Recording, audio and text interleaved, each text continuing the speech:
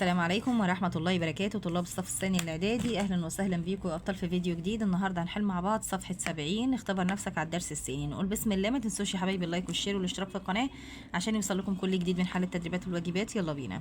بيقول لك هنا القراءة. السؤال الأول: القراءة اقرأ ثم أجب. مع انطلاق الضربة الجوية الأولى ومع صيحات الله أكبر يوم السادس من أكتوبر، انطلق البطل ورجاله في 3 طائرات هليكوبتر لتدمير آبار البترول في منطقة بلاعيم شرق القناة لحرمان العدو من مصدر الوقود لدباباته ومركباته، ونجح الرجال في إنجاز المهمة. وفي 7 من أكتوبر نجحت المجموعة أيضا في الإغارة على مطار الطور وتدمير الطائرات الرابضة به وتدمير ممر الطائرات كي يخرج المطار من الخدمة، وهو ما أصاب القيادة الإسرائيلية بالارتباك والذهول من سرعة الضربات المتتالية للرجال الصاعقة المصرية البواسل ودقتها. بيقول لك هنا اختر الإغارة، معناها هنا الإرادة الهجوم، مضاد الرابضة بمعناها هنا هتقول له عكسها المحلقة، مفرد مركبات مركبة. علاقة كي يخرج المطار من الخدمة بما قبلها ده تعليل. طيب الفكرة الفرعية للفقرة السابقة هتقول له مثلا دور إبراهيم الرفاعي في تدمير منطقة بلاعيم. خلاص. طيب أو قوة رجال الشرطة، قوة رجال الصاعقة المصرية البواسل. طيب ما الذي أصاب القيادة الإسرائيلية بالارتباك والذهول؟ هتقول له هي من سرعة إيه؟ قال لك هنا من سرعة الضربات المتتالية لرجال الصاعقة المصرية البواسل ودقتها. دي إجابة السؤال رقم ج. بما يتميز رجال الصاعقة المصرية كما تفهم من الفقرة السابقة، هتقول له بالقوة والشجاعة والفداء والتضحية. طيب بيقول لك هنا القواعد النحوية: يا رجال المستقبل اجعلوا العلم هدفكم. أنا عندي المستقبل مضاف إليه مجرور على مجري الكسرة. اجعلوا العلم هدفكم، الهدف مفعول به منصوب وعلامة نصبه الفتحة، وهنا عندك الضمير هتقول له ضمير متصل المبني في محل جر مضاف إليه.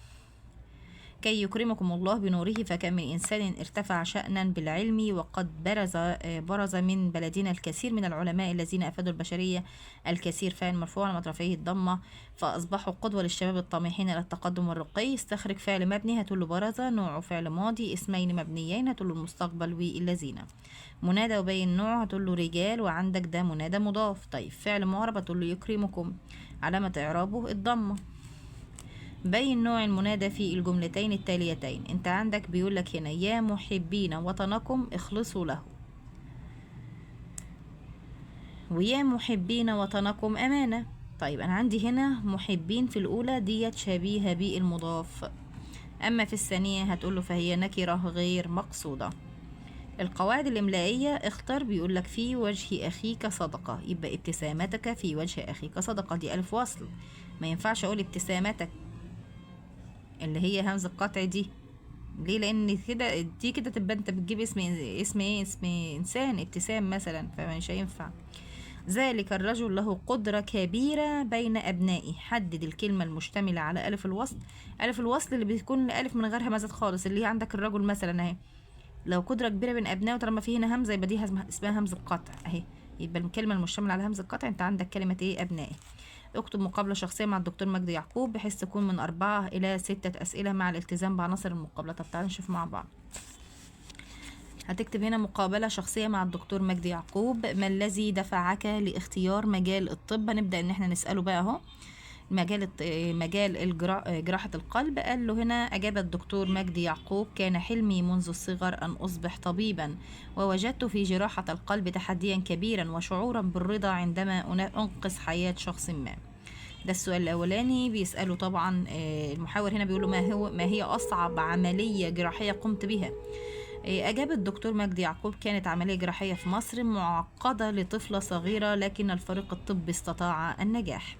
كيف ترى مستقبل جراحة القلب في مصر؟ دي بعض الأسئلة أكيد يعني اللي هتتسأل على الدكتور مجدي يعقوب. انت لو مذيع دلوقتي أو محاور فهتسأله الأسئلة دي. ايه أصعب عملية انت عملتها؟ طيب انت كنت بتحس بإيه مثلا وانت بتعمل عمليات وخصوصا للأطفال كده؟ أصاب هنا هتقول له كيف ترى مستقبل جراحة القلب في مصر؟ هنا أجاب الدكتور مجدي يعقوب: مصر لديها إمكانيات كبيرة لتطوير جراحة القلب، ولكنها بتحتاج إلى دعم أكبر للبحوث والتدريب. طيب السؤال الرابع: ما هي نصيحتك للشباب الذين يرغبون في دخول مجال الطب؟ أجاب الدكتور مجدي يعقوب: أوصيهم بالعمل الجاد والاستمرار في التعلم والتطوير. ممكن تسأله كمان 3 أسئلة، هو بيقول لك من 4 ل7، احنا كتبنا 4، أنا بديك بس كنموذج لبعض الأسئلة اللي ممكن تسألها له.